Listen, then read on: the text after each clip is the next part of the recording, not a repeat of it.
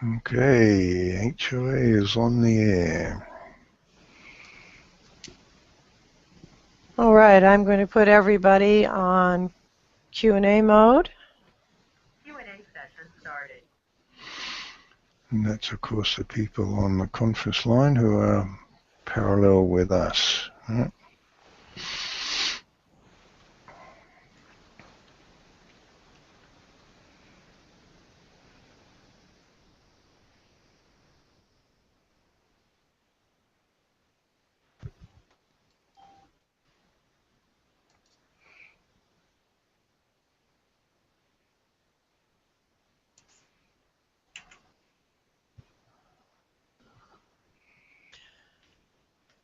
This is our introduction to our theme of the week on this Hangout on Air. This session is also being broadcast on our conference line, and we'll continue on the conference line with more discussion and Q&A right after the Hangout. You're welcome to join us on the conference line and bring your questions. The phone number is 1-712-432-0075. That's 1-712-432-0075. And the access pin is 101830. 101830. So you are at the Law of Attraction Club at the LOAclub.com on the web. I'm Mary Beth, and with me is Robin, and he'll be bringing through Terah for us this morning. So over to you, Robin and Terah.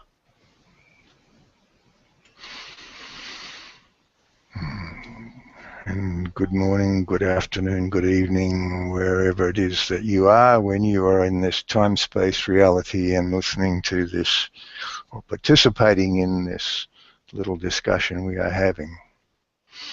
Let us begin with something a little atypical for us, and that is we're going to begin with some of the quotes of those who are also channeling, and in particular some of those who are, shall we say, more inclined to approach this from the fundamentals that we have been having so much fun with in exploring that which sits beneath the base of everything. And let us begin with Abraham. When you're not happy, you don't have anything to give. Bentinho. If you're not happy, you're not helping. Bashar.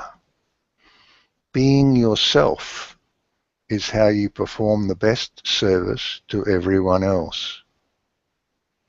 And of course, here's our words.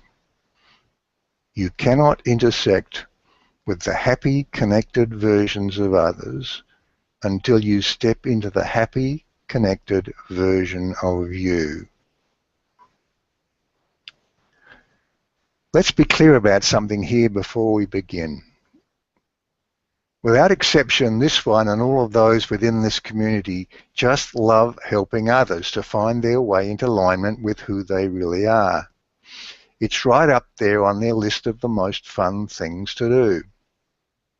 But serving others is not their primary purpose in life. It's not the primary purpose of any of you. You, yes, you, created this leading edge, space-time virtual reality of yours for the fun of experiencing what you can do and create within it. Part of that fun is mixing it up with the others you attract into it. They are all a match to you.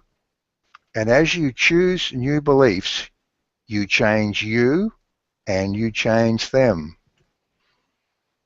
You see, at your core, you are a timeless consciousness, an extension of the collective consciousness of all that is.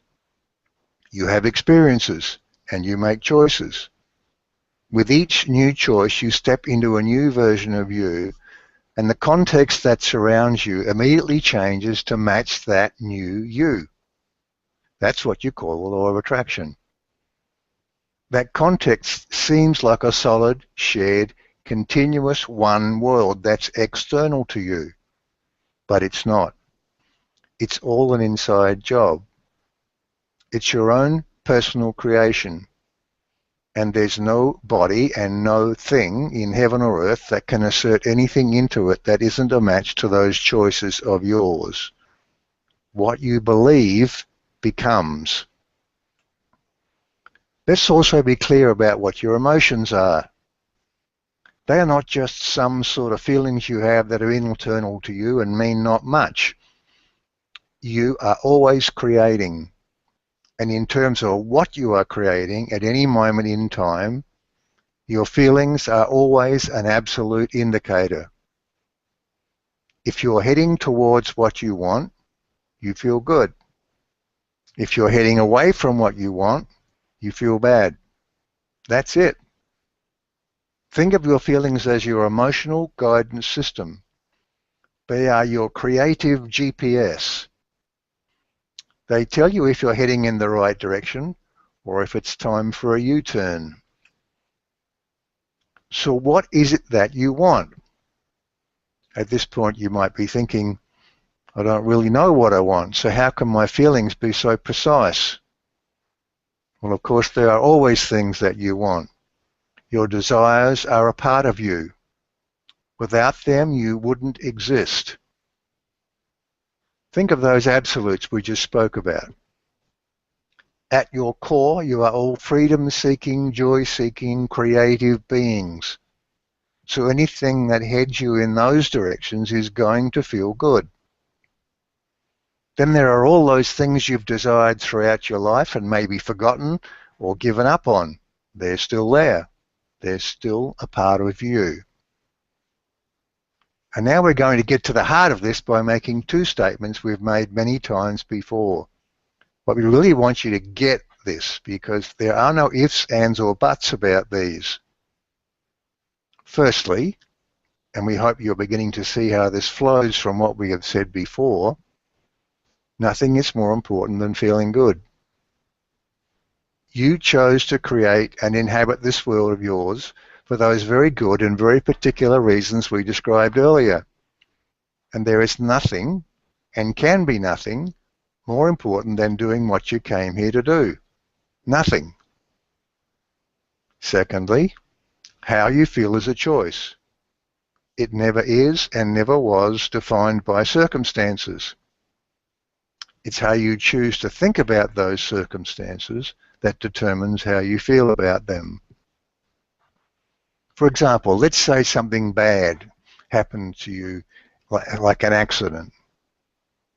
Because you've trained yourself to feel bad in those circumstances, your default automatic reaction will be negative, which means you are in that moment creating more of what you do not want. And there will be more of those accidents, quote unquote, in your future. But if you intervene and interrupt that status quo reaction, you could choose to feel good and thereby be creating more of what you want. You might say that that's impossible. And as is true for all of your belief choices, then impossible it will be. We say it's a choice. It's always a choice. And we encourage you into making less automatic default choices that maintain your status quo and more conscious choices that have you feeling good. And of course, now you know where feeling good inevitably takes you. The better it gets, the better it gets. With each new choice, you step into a new version of you. You can think of the old version as carrying on in some parallel universe, but this new choice has transplanted you.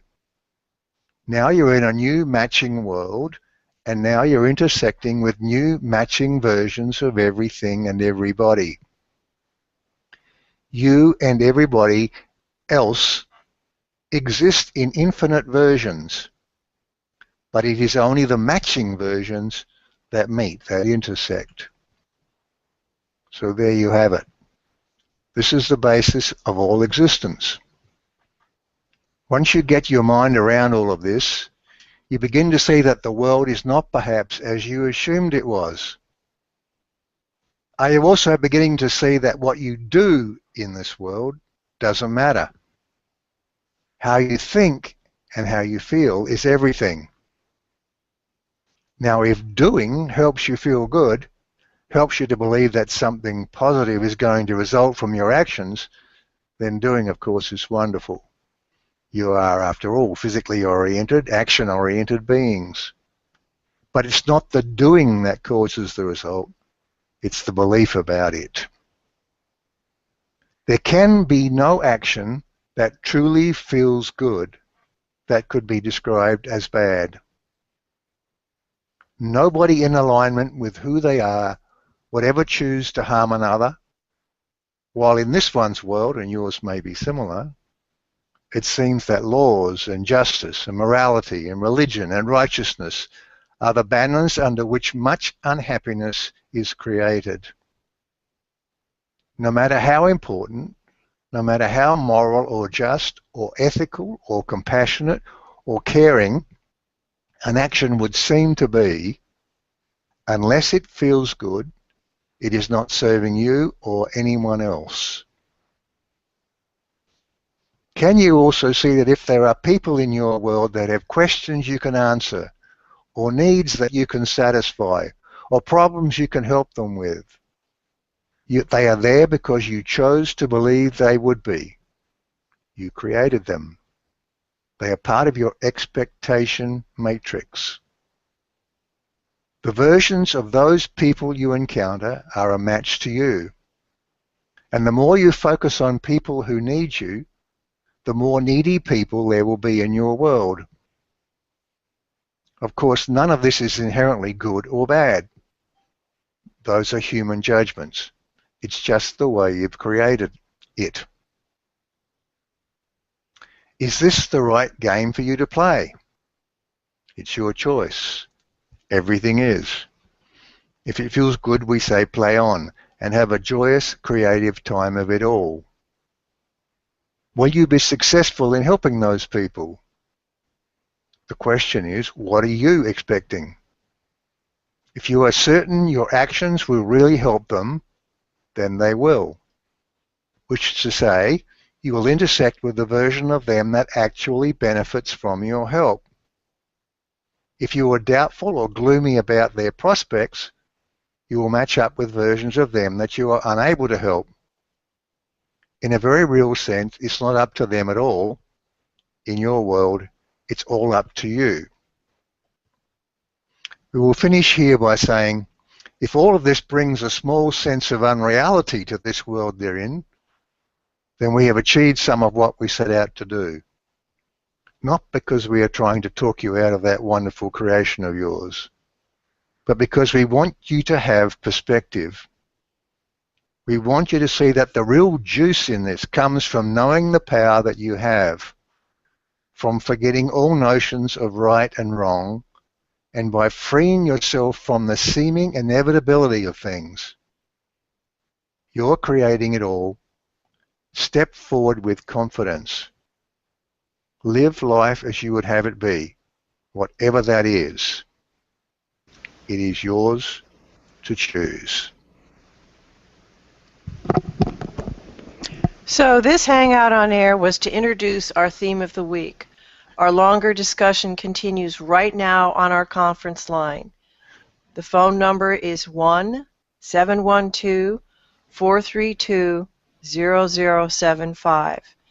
The access pin is 101830. You're welcome to join us. Bring your questions. Thank you.